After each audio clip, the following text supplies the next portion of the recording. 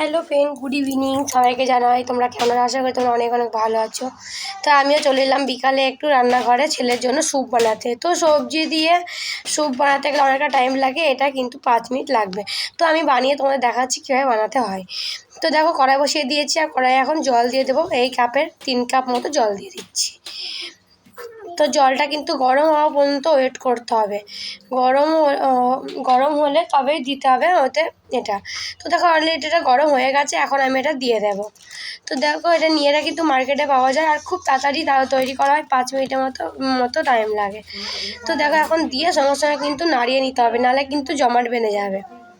তো সঙ্গে সঙ্গে আমি নাড়িয়ে নিচ্ছি। দেখো এটা পাতলা হয়েছে, এখন ভালো করে নাড়িয়ে নেব।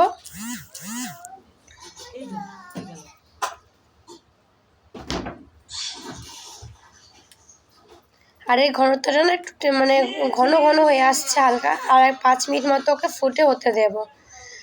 আর এখন দিয়ে দিচ্ছি গোলমরিচ। 5 মিনিট হয়ে গেছে ফুটানো, এখন দেখো অনেকটাই ঘনত্ব হয়ে গেছে।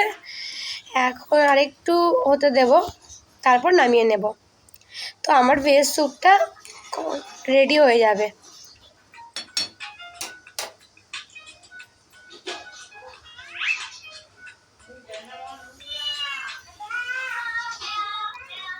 দেখো অনেকটাই ঘনত্ব হয়ে গেছে, এখন এটা আমার রেডি। এখন এটা আমি নামিয়ে নেব। তো দেখো, গ্যাস বন্ধ করে দিলাম, এবার নামিয়েও নিয়েছি। দেখো ভেজ স্যুপটা দেখতে কেমন লাগছে। কিন্তু আমার ছেলে কিন্তু